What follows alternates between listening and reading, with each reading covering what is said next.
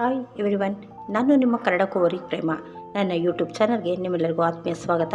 ಆತ್ಮೀಯ ವೀಕ್ಷಕರೇ, ಬನ್ನಿ ಇವತ್ತು ಸಂಜೆ ಸ್ನ್ಯಾಕ್ಸ್ಗೆ ಒಂದು ಉತ್ತರ ಕರ್ನಾಟಕದ ಸ್ಪೆಷಲ್ ರೆಸಿಪಿ ಅಂದರೆ ಗಿರ್ಮಿಟ್ಟು. ಆ ಗಿರ್ಮಿಟ್ಟನ್ನ ಹೇಗೆ ಮಾಡೋದು ಅಂತ ತೋರಿಸ್ತೀನಿ. ಬೇಗ ಬನ್ನಿ, ಯಾವ ರೀತಿ ಮಾಡೋದು ಅಂತ ನೋಡೋಣ. ನಿಮ್ಮೆಲ್ಲರಿಗೂ ಈ ರೆಸಿಪಿ ಇಷ್ಟ ಆದರೆ ಸಬ್ಸ್ಕ್ರೈಬ್ ಮಾಡೋದನ್ನ ಮರಿಬೇಡಿ. ಹಾಯ್, ನೋಡ್ತಾ ಇದ್ದೀರಲ್ಲ, ನಾನಿವತ್ತು ಉತ್ತರ ಕರ್ನಾಟಕದ ಸ್ಪೆಷಲ್ ಗಿರ್ಮಿಟ್ ಮಾಡ್ತಾಯಿದ್ದೀನಿ. ಯಾವ ರೀತಿಯಾಗಿ ಮಾಡೋದು, ಹೇಗೆ ಮಾಡೋದು ಅಂತ ನೋಡ್ತಾ ಹೋಗೋಣ ಬನ್ನಿ. ಮೊದಲಿಗೆ ನಾನು ಸ್ಟವ್ ಹಚ್ಚಿ ಒಂದು ಪ್ಯಾನ್ ಇಟ್ಟಿದ್ದೀನಿ. ಅದಕ್ಕೆ 3-4 ಸ್ಪೂನಷ್ಟು ಎಣ್ಣೆ ಹಾಕೋಣ. ಇವತ್ತಿನ ಸಂಜೆ ಸ್ನ್ಯಾಕ್ಸ್ಗೆ ಒಳ್ಳೆ ರೆಸಿಪಿ ಅಂತ ಹೇಳಿದ್ರೆ ತಪ್ಪಾಗಲಾರ್ದು. ಬನ್ನಿ ಹೇಗೆ ಮಾಡೋದು ಅಂತ ನೋಡ್ತಾ ಹೋಗೋಣ. ಮೊದಲಿಗೆ ಎಣ್ಣೆ ಬಿಸಿಯಾಗಲಿ. ನೋಡಿ, ಎಣ್ಣೆ ಬಿಸಿಯಾಗಿದೆ. ಈಗ ನಾನು ಒಂದು ಅರ್ಧ ಬೌಲಷ್ಟು ಕಡಲೆ ಬೀಜನ ರೋಸ್ಟಾಗಿ ಫ್ರೈ ಮಾಡ್ಕೊತಾ ಇದ್ದೀನಿ.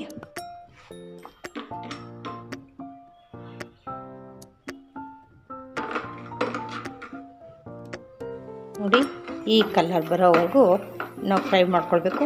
ಈಗ ಇದನ್ನು ಒಂದು ಬೌಲಲ್ಲಿ ತೆಗೆದಿಟ್ಕೊಳ್ಳೋಣ. ಈ ಥರ ಬಂದರೆ ತುಂಬ ಕ್ರಿಸ್ಪಿಯಾಗಿರುತ್ತೆ. ಈಗ ಇದನ್ನೆಲ್ಲ ಬೇರೆ ಒಂದು ಬೌಲ್ಗೆ ಎತ್ತಿಟ್ಕೊಂಡ್ರೆ ಲಾಸ್ಟಲ್ಲಿ ಇದನ್ನು ಮಿಕ್ಸ್ ಮಾಡಬೇಕಾದ್ರೆ ನಾವು ಹಾಕ್ಕೊಳ್ಬೇಕಾಗುತ್ತೆ.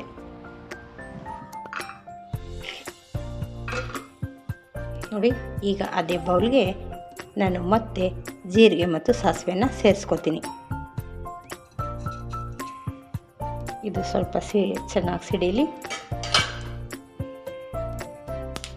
ನೋಡಿ, ಜೀರಿಗೆ ಮತ್ತು ಸಾಸಿವೆ ಸಿಡಿದಾದ್ಮೇಲೆ ಅದಕ್ಕೆ 2 ಹಸಿಮೆಣಸಿನ್ಕಾಯಿನ ಗ್ರೀನ್ ಚಿಲ್ಲೀಸ್ನ ತೊಗೊಂಡಿದ್ದೀನಿ.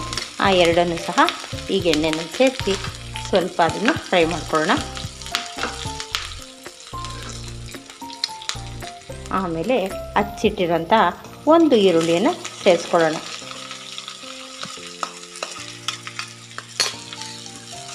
ನಿಮಗೆ ಗೊಜ್ಜು ಯಾವ ಪ್ರಮಾಣದಲ್ಲಿ ಬೇಕೋ ಅಷ್ಟು ಈರುಳ್ಳಿಯನ್ನು ಸೇರಿಸ್ಕೊಳ್ಳಿ. ಇದೇ ಟೈಮಲ್ಲಿ ಒಂದು ಗರಿ ಕರಿಬೇವನ್ನು ಸಹ ಸೇರಿಸ್ಕೊತಾ ಇದ್ದೀನಿ. ಎಲ್ಲವನ್ನು 1 ನಿಮಿಷ ಚೆನ್ನಾಗಿ ಗೋಲ್ಡನ್ ಬ್ರೌನ್ ಬರೋವರೆಗೂ ಫ್ರೈ ಮಾಡ್ಕೊಳ್ಳೋಣ. ನೋಡಿ, ಈರುಳ್ಳಿ ಎಲ್ಲ ಟ್ರಾನ್ಸ್ಪರೆಂಟ್ ಆಗಿದೆ. ಈ ಟೈಮಲ್ಲಿ ನಾನು ಇದಕ್ಕೆ ಇನ್ನು ಉಳಿದಿರೋ ಪದಾರ್ಥಗಳನ್ನ ಸೇರಿಸ್ಕೊತಾ ಇದ್ದೀನಿ. ನೋಡಿ, ಸ್ವಲ್ಪ 1/4 ಟೇಬಲ್ ಸ್ಪೂನಷ್ಟು ಅರಿಶಿಣ, 1/4 ಟೇಬಲ್ ಸ್ಪೂನಷ್ಟು ಚಾಟ್ ಮಸಾಲ, ಜೊತೆಗೆ ರುಚಿಗೆ ತಕ್ಕಷ್ಟು ಉಪ್ಪು. ನಿಮ್ಮ ರುಚಿಗೆ ತಕ್ಕಷ್ಟು ನೋಡಿಬಿಟ್ಟು ಉಪ್ಪನ್ನು ಸೇರಿಸ್ಕೊಳ್ಳಿ. ಈಗ ಇದಕ್ಕೆಲ್ಲ ಒಳ್ಳೆಯದೊಂದು ಮಿಕ್ಸ್ ಕೊಡೋಣ.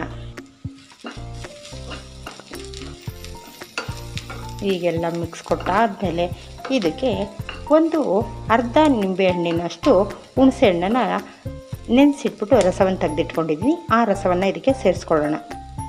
ನೋಡಿ, ನಾವು ತೊಗೊಂಡಿರೋ ಹುಣಸೆ ರಸವನ್ನು ಸಹ ಇದಕ್ಕೆ ಸೇರಿಸ್ಕೊಂಡು ಈಗ ಈ ರಸ ಎಲ್ಲ ಸ್ವಲ್ಪ ಡ್ರೈ ಆಗಬೇಕು. ಅಲ್ಲಿನವರೆಗೂ ಈ ಗೊಜ್ಜನ್ನು ನಾವು ಕುದಿಸ್ಕೋಬೇಕಾಗುತ್ತೆ.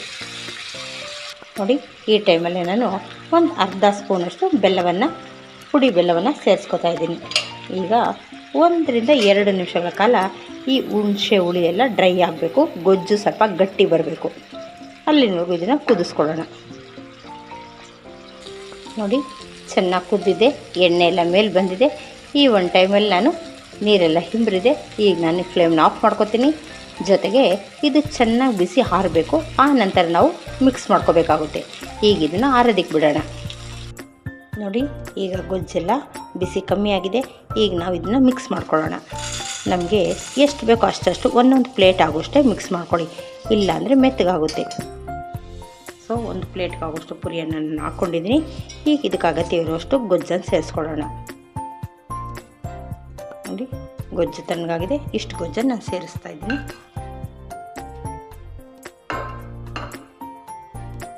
ಈಗ ಇದಕ್ಕೆ ಸ್ವಲ್ಪ ಹಸಿ ಈರುಳ್ಳಿ, ಸ್ವಲ್ಪ ಕೊತ್ತಂಬರಿ, ಸ್ವಲ್ಪ ಟೊಮೊಟೊ ಹಸಿ ಅದು ಸೇರಿಸ್ಕೊಳ್ಳೋಣ.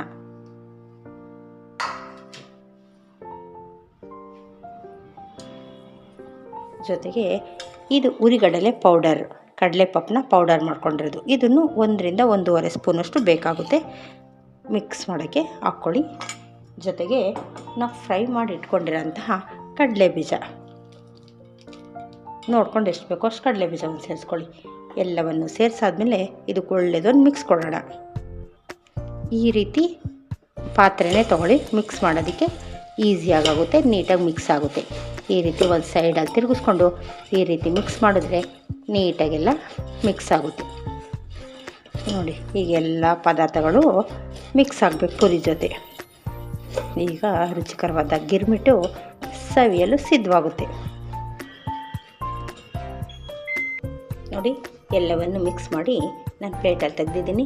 ಈಗ ಫೈನಲಿ ಇದ್ರ ಮೇಲೆ ಒಂದೊಂದು ಹಸಿ ಈರುಳ್ಳಿಯನ್ನು ಹಾಕಿದ್ರೆ ಒಳ್ಳೆ ಟೇಸ್ಟ್ ಇರುತ್ತೆ. ಹಸಿ ಈರುಳ್ಳಿ, ಹಸಿ ಟೊಮೊಟೊ ಮತ್ತು ಸ್ವಲ್ಪ ಕೊತ್ತಂಬರಿಯನ್ನು ಹಾಕಿ ಜೊತೆಗೆ ಸ್ವಲ್ಪ ಸೇವನ್ನು ಮಿಕ್ಸ್ ಮಾಡೋಣ.